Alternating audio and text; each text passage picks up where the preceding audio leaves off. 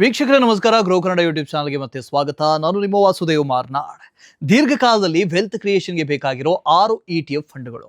ನೀವು ಮ್ಯೂಚುವಲ್ ಫಂಡ್ಗಳು ಮತ್ತು ಸ್ಟಾಕ್ ಈ ಎರಡರ ಮಿಕ್ಸ್ ಇರುವಂತ ಇನ್ವೆಸ್ಟ್ಮೆಂಟ್ ಹುಡುಕ್ತಾ ಇದ್ದೀರಾ?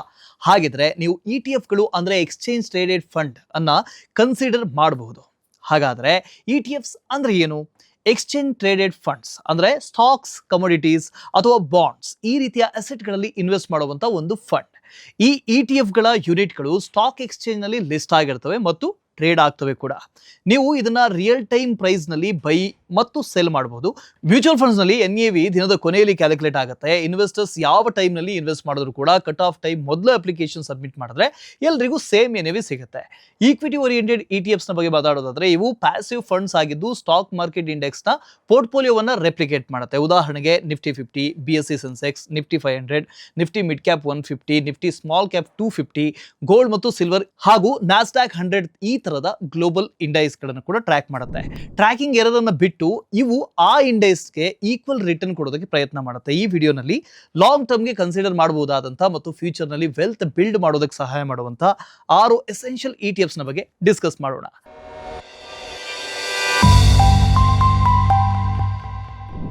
ಮೊದಲನೇದು ನಿಫ್ಟಿ 50 ETF. ಪೋರ್ಟ್ಫೋಲಿಯೋ ಕನ್ಸ್ಟ್ರಕ್ಷನ್ ನ ಮೊದಲ ಮತ್ತು ಸ್ಟ್ರಾಂಗೆಸ್ಟ್ ಪಿಲ್ಲರ್ ಆಗಿ ನಿಫ್ಟಿ 50 ETF ಕನ್ಸಿಡರ್ ಮಾಡಬಹುದು. ನಿಫ್ಟಿ 50 ಸ್ಟಾಕ್ ಮಾರ್ಕೆಟ್ ಇಂಡೆಕ್ಸ್ ಅಂದ್ರೆ NSE ಅಲ್ಲಿ ಲಿಸ್ಟೆಡ್ ಆಗಿರುವಂತಹ ಟಾಪ್ 50 ಬ್ಲೂ ಚಿಪ್ ಕಂಪನಿಗಳ ಕಲೆಕ್ಷನ್. ಇದನ್ನ ಇಂಡಿಯನ್ ಎಕಾನಮಿಯ ಅತ್ಯಂತ ರಿಲಯಬಲ್ ಕಂಪನೀಸ್ ಅಂತ ಕನ್ಸಿಡರ್ ಮಾಡಬಹುದು. ಟಿವಿ ಅಥವಾ ನ್ಯೂಸ್ ನಲ್ಲಿ ಮಾರ್ಕೆಟ್ ಇವತ್ತು ಅಪ್ ಆಗಿದೆ ಅಂತ ಕೇಳಿದಾಗ ಸಾಮಾನ್ಯವಾಗಿ ಅದು ನಿಫ್ಟಿ 50 ಬಗ್ಗೆ ಹೇಳ್ತಾ ಇರ್ತಾರೆ. ಈ ಇಂಡೆಕ್ಸ್ ನಲ್ಲಿ banking, IT, fast moving consumer goods ಅಂದ್ರೆ FMCG ಮತ್ತು ಎನರ್ಜಿ ಸೆಕ್ಟರ್ ನ ಟಾಪ್ 50 ದೊಡ್ಡ ಕಂಪನೀಸ್ಗಳು ಸೇರಿರ್ತವೆ. ಈ ಕಂಪನೀಸ್ಗೆ strong balance sheets, established business models ಮತ್ತು ಎಕನಾಮಿಕ್ ಡೌನ್ ಟರ್ನ್ ಅಲ್ಲೂ ಕೂಡ ಸರ್ವೈವ್ ಆಗುವಂತ ಕೆಪಾಸಿಟಿ ಇರುತ್ತೆ. ರಿಟೇಲ್ ಇನ್ವೆಸ್ಟರ್ಸ್ಗೆ, ವಿಶೇಷವಾಗಿ ಈಕ್ವಿಟಿ ಮಾರ್ಕೆಟ್ಗೆ ಹೊಸದಾಗಿ ಬರುವಂತವರಿಗೆ ಮಾರ್ಕೆಟ್ ರಿಸ್ಕ್ ಸ್ವಲ್ಪ ಕಷ್ಟ ಆಗಬಹುದು. ಅದಕ್ಕಾಗಿ ನಿಫ್ಟಿ 50 ETFs ಒಂದು ಸ್ಲೀಪ್ ವೆಲ್ ಎಟ್ ನೈಟ್ ಇನ್ವೆಸ್ಟ್ಮೆಂಟ್ ಅಂದ್ರೆ ರಿಸ್ಕ್ ಫ್ರೀ ತರ ಕೆಲಸ ಮಾಡುತ್ತೆ. ಫಸ್ಟ್ ಟೈಮ್ ಇನ್ವೆಸ್ಟರ್ಸ್ಗೆ ಮ್ಯೂಚುವಲ್ ಫಂಡ್ಸ್ ಮತ್ತು ಈಕ್ವಿಟಿ ಮಾರ್ಕೆಟ್ಗೆ ಎಂಟ್ರಿ ಕೊಡೋದಕ್ಕೆ ಇದು ಒಳ್ಳೆಯ ಸ್ಟೆಪ್ಪಿಂಗ್ ಸ್ಟೋನ್ ಆಗಬಹುದು. ಕಳೆದ 10 ವರ್ಷಗಳಲ್ಲಿ ಟಾಪ್ 3 ನಿಫ್ಟಿ 50 ETFs ಇಲ್ಲಿದ್ದಾವೆ. ಎರಡನೇದು Nifty 500 and BSE 500 ETF. Nifty 50 ETF ಪೋರ್ಟ್ಫೋಲಿಯೋನ ಆಂಕರ್ ಆಗಿದ್ರೆ ನಿಫ್ಟಿ 500 ಅಥವಾ BSE 500 ETFs ಆ ಪೋರ್ಟ್ಫೋಲಿಯೋನ ಎಕ್ಸ್ಪಾನ್ಸಿವ್ ಸೈಲ್ ತರ ಕೆಲಸ ಮಾಡುತ್ತೆ. ಅಂದ್ರೆ ಎಲ್ಲಾ ದಿಕ್ಕಿನಲ್ಲೂ ಕೂಡ ಗ್ರೋತ್ ಆಪರ್ಚುನಿಟೀಸ್ ಇರುವಂತ ಸಾಮರ್ಥ್ಯ ಇವುಗಳಿಗಿರುತ್ತೆ. ನಿಫ್ಟಿ 500 ಅಥವಾ BSE 500 ETFs ಭಾರತದ ಟಾಪ್ 500 ಕಂಪನಿಗಳಲ್ಲಿ ಎಕ್ಸ್ಪೋಜರ್ ಕೊಡುತ್ತೆ.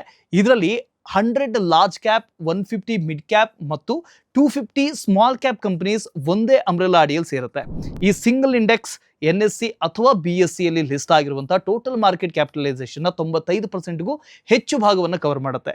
ನಿಫ್ಟಿ 500 ಅಥವಾ BSE 500 ETFs ಗಳ ಬಿಗ್ಗೆಸ್ಟ್ ಸ್ಟ್ರೆಂತ್ ಅಂದ್ರೆ ಬ್ರಾಡ್ ಬೇಸ್ಡ್ ಡೈವರ್ಸಿಫಿಕೇಶನ್. ಹಿಂದೆ ಹೇಳಿದಂತೆ ನಿಫ್ಟಿ 50 ಅಲ್ಲಿ ಟಾಪ್ 10 ಕಂಪನೀಸ್ಗಳ ಡಾಮಿನೇಷನ್ ಸುಮಾರು 56% ಇದೆ. ಆದರೆ ನಿಫ್ಟಿ 500 ಅಥವಾ BSE 500 ETFs ನಲ್ಲಿ ಅದೇ ಟಾಪ್ 10 ಕಂಪನೀಸ್ಗಳ ವೆಯ್ಟೇಜ್ ಕೇವಲ 32.5% ಮಾತ್ರ. ಈ ಕಾನ್ಸಂಟ್ರೇಷನ್ ರಿಸ್ಕ್ ನಲ್ಲಿ ಆಗಿರುವಂತಹ ದೊಡ್ಡ ರಿಡಕ್ಷನ್ ಇನ್ವೆಸ್ಟರ್ಸ್ಗೆ ಒಂದು ಸೇಫ್ಟಿ ನೆಟ್ ತರ ಪ್ರೊಟೆಕ್ಷನ್ ಕೊಡುತ್ತೆ. ಕಳೆದ 3 ವರ್ಷದಲ್ಲಿ ಟಾಪ್ 3 ನಿಫ್ಟಿ 500 ಅಥವಾ BSE 500 ETFs ಇನ್ನು ಮೂರನೇದು Nifty large mid cap 250 ETF. ಪೋರ್ಟ್ಫೋಲಿಯೋನ ಮೂರನೇ ETF ಆಗಿ ಕಳೆದ ಕೆಲವು ವರ್ಷಗಳಲ್ಲಿ ಸ್ಮಾರ್ಟ್ ಮನಿ ಮತ್ತು ಇನ್ಸ್ಟಿಟ್ಯೂಷನಲ್ ಇನ್ವೆಸ್ಟರ್ಸ್ ನ ನಡುವೆ ಬಹಳ ಪಾಪ್ಯುಲರ್ ಆಗಿರುವಂತಹ ಒಂದು ಹಿಡನ್ ಜೆಮ್ ಕನ್ಸಿಡರ್ ಮಾಡಬಹುದು. ಅದೇ Nifty large mid cap 250 ETF. Equity market ನಲ್ಲಿ ಇನ್ವೆಸ್ಟರ್ಸ್ ಯಾವಾಗಲೂ ಒಂದು ಸ್ವೀಟ್ ಸ್ಪಾಟ್ ಹುಡುಕ್ತಾ ಇರ್ತಾರೆ. ಅಂದ್ರೆ ಲಾರ್ಜ್ ಕ್ಯಾಪ್ ಗಳ ಸೇಫ್ಟಿ ಮತ್ತು ಮಿಡ್ ಕ್ಯಾಪ್ ಗಳ ಹೈ ಗ್ರೋತ್ ಪೊಟೆನ್ಷಿಯಲ್ ಎರಡೂ ಸಿಗುವಂತ ಇನ್ವೆಸ್ಟ್ಮೆಂಟ್. ಇದು ಅದೇ ತರದ investment. Nifty large mid cap 250 index ಈ ಎಕ್ಸಾಕ್ಟ್ ಪ್ರಾಬ್ಲಮ್ಗೆ ಒಂದು highly optimised rule based frame work ನ ಮೂಲಕ ಸೊಲ್ಯೂಷನ್ ಕೊಡೋದಕ್ಕೆ ಪ್ರಯತ್ನ ಮಾಡುತ್ತೆ. ಈ ಇಂಡೆಕ್ಸ್ ನಿಫ್ಟಿ 100 ನ ಟಾಪ್ 100 ಲಾರ್ಜ್ ಕ್ಯಾಪ್ ಕಂಪನೀಸ್ ಮತ್ತು ನಿಫ್ಟಿ ಮಿಡ್ ಕ್ಯಾಪ್ 150 ನ 150 ಮಿಡ್ ಕ್ಯಾಪ್ ಕಂಪನಿಗಳನ್ನ ಸೇರಿಸಿ ಈಕ್ವಲ್ ಆಗಿ 50:50 ಕಾಂಬಿನೇಷನ್ ನಲ್ಲಿ ಇರುತ್ತೆ. ಅಟ್ ಪ್ರೆಸೆಂಟ್ ಈ ಇಂಡೆಕ್ಸ್ ಅನ್ನ ಡ್ರ್ಯಾಗ್ ಮಾಡುವಂತ ETF ಒಂದೇ ಇದೆ, ಅದು Edelweiss Nifty large mid cap 250 ETF. ಈ ETF ಅನ್ನ ಸೆಪ್ಟೆಂಬರ್ 2025ರಲ್ಲಿ ಲಾಂಚ್ ಮಾಡಲಾಗಿದೆ. ಆದ್ದರಿಂದ ಇದರ ಲಾಂಗ್ ಟರ್ಮ್ ಡೇಟಾ ಇನ್ನೂ ಕೂಡ ನಮಗೆ ಅವೈಲೇಬಲ್ ಇಲ್ಲ. ಈಗ Nifty large mid cap 250 index ನ ಪರ್ಫಾರ್ಮೆನ್ಸ್ ಅನ್ನ ನಿಫ್ಟಿ 100 ಇಂಡೆಕ್ಸ್ ನ ಜೊತೆಗೆ ಕಂಪೇರ್ ಮಾಡಿ ನೋಡೋಣ. Nifty large mid cap 250 index 1 ವರ್ಷದಲ್ಲಿ ಮತ್ತು 5 ವರ್ಷದ ಎರಡೂ ಪೀರಿಯಡ್ಗಳಲ್ಲಿ ನಿಫ್ಟಿ 100 ಇಂಡೆಕ್ಸ್ ಗಿಂತ ಬೆಟರ್ ಪರ್ಫಾರ್ಮೆನ್ಸ್ ಅನ್ನು ಕೊಟ್ಟಿದೆ. ಈಗ ನಾಲ್ಕನೇದು ನಿಫ್ಟಿ ಸ್ಮಾಲ್ ಕ್ಯಾಪ್ 250 ETF. ಈ ವೆಲ್ತ್ ಕ್ರಿಯೇಷನ್ ಜರ್ನಿಯಲ್ಲಿ ನಾಲ್ಕನೇ ETF, ಅದು ಅಗ್ರೆಸಿವ್ ಗ್ರೋತ್ ಹುಡುಕ್ತಾ ಇರುವಂತ ಮತ್ತು ಹೈ ವಾಲಟಿಲಿಟಿ ಟಾಲರೇಟ್ ಮಾಡಬಲ್ಲಂತ ಲಾಂಗ್ ಟರ್ಮ್ ಇನ್ವೆಸ್ಟರ್ಸ್ಗಾಗಿ ಡಿಸೈನ್ ಮಾಡಲಾಗಿದೆ ಈ ETF ಅನ್ನ.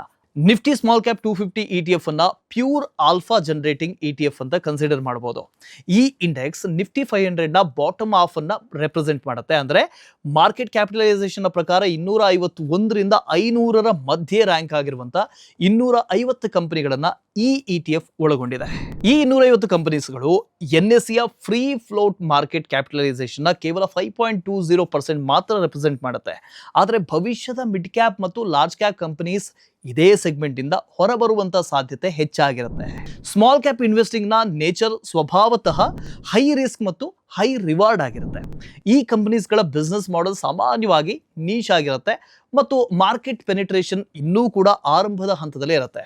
ಹಾಗಾಗಿ ಇವುಗಳ ವೊಲಾಟಿಲಿಟಿ ಕೂಡ ತುಂಬಾನೇ ಹೆಚ್ಚಿರುತ್ತೆ, ರಿಸ್ಕ್ ಕೂಡ ಹೆಚ್ಚಾಗಿರುತ್ತೆ.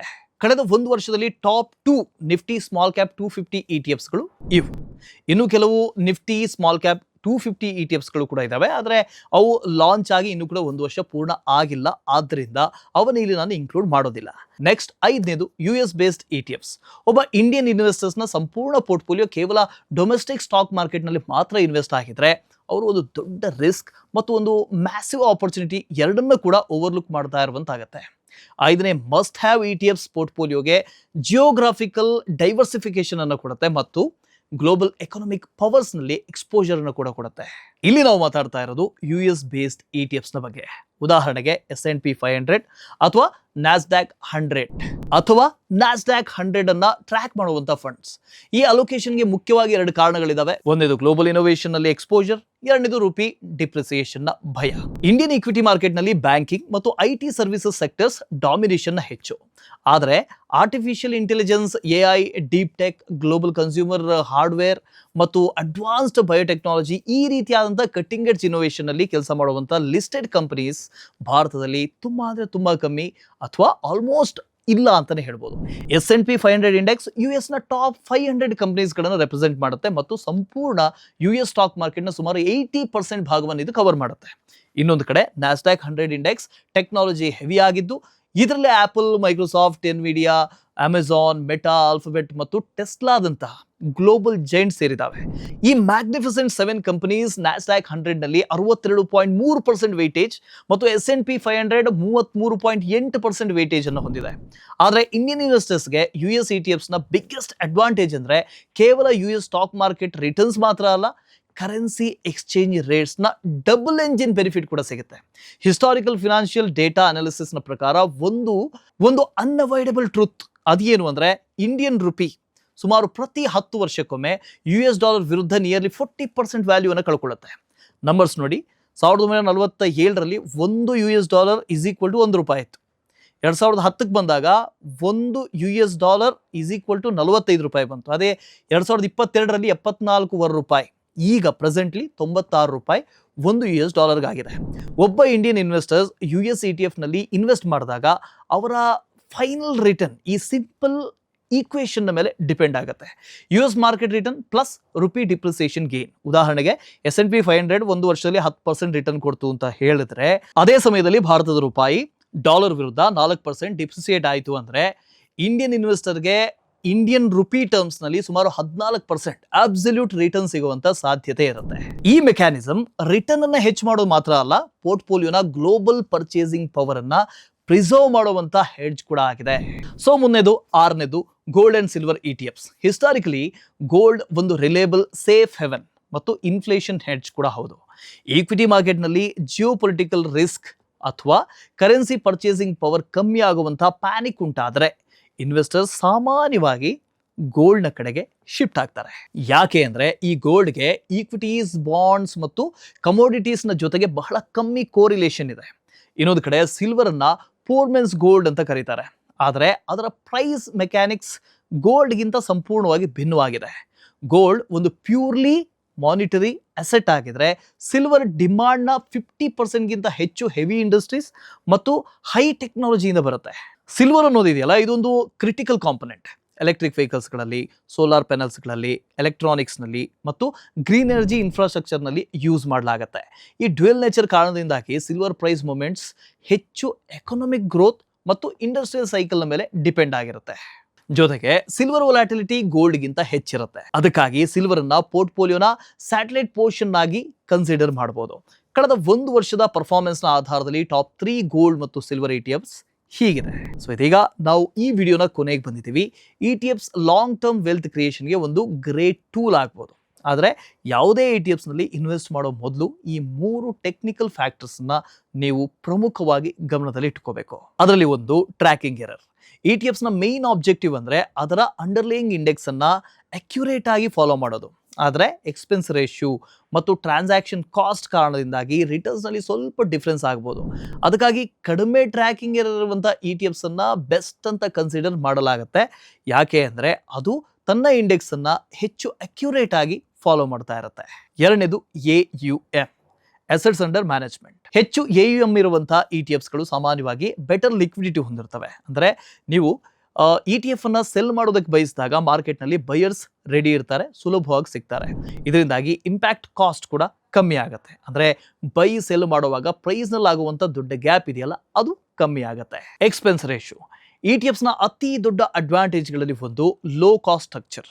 ಅದಕ್ಕಾಗಿ ನೀವು ಯಾವಾಗಲೂ ಕೂಡ ಕಡಿಮೆ ಎಕ್ಸ್ಪೆನ್ಸ್ ರೇಷಿಯೋ ಇರುವಂಥ ETFsಗಳನ್ನು ಆಯ್ಕೆ ಮಾಡ್ಕೋಬೇಕು. ಲಾಂಗ್ ಟರ್ಮ್ನಲ್ಲಿ 0.10% ತರದ ಚಿಕ್ಕ ಡಿಫರೆನ್ಸ್ ಕೂಡ ನಿಮ್ಮ ಫೈನಲ್ ಕಾರ್ಪಸ್ನ ಮೇಲೆ ಒಂದು ದೊಡ್ಡ ಪರಿಣಾಮ ಬೀರುವಷ್ಟು ಇಂಪ್ಯಾಕ್ಟ್ ಮಾಡಬಹುದು. ಇನ್ನು ನೆಕ್ಸ್ಟ್ ಮತ್ತು ಕೊನೆಯದು ಟ್ಯಾಕ್ಸೇಷನ್. ಬೇರೆ ಬೇರೆ ಟೈಪ್ ಆಫ್ ETFsಗಳಿಗೆ ಟ್ಯಾಕ್ಸೇಷನ್ ರೂಲ್ಸ್ ಕೂಡ ಬೇರೆ ಬೇರೆ ಆಗಿರುತ್ತೆ. ಯಾವುದೇ ETFನಲ್ಲಿ ಇನ್ವೆಸ್ಟ್ ಮಾಡುವ ಮೊದಲು ನಿಮ್ಮ ರಿಸ್ಕ್ ಅಪಟೈಟ್ ಮತ್ತು ಫಿನಾನ್ಷಿಯಲ್ ಗೋಲ್ಸ್ ಆಧಾರವಾಗಿ ಮಾತ್ರ ಇನ್ವೆಸ್ಟ್ ಮಾಡಿ. ಇದಿಷ್ಟು ಇವತ್ತಿನ ವಿಡಿಯೋದಲ್ಲಿ. ಮುಂದಿನ ವಿಡಿಯೋದಲ್ಲಿ ಮತ್ತೆ ಭೇಟಿಯಾಗೋಣ. ಅಲ್ಲಿವರೆಗೆ ಕೀಪ್ ಇನ್ವೆಸ್ಟಿಂಗ್, ಕೀಪ್ ಗ್ರೋಯಿಂಗ್. ಬಾಯ್.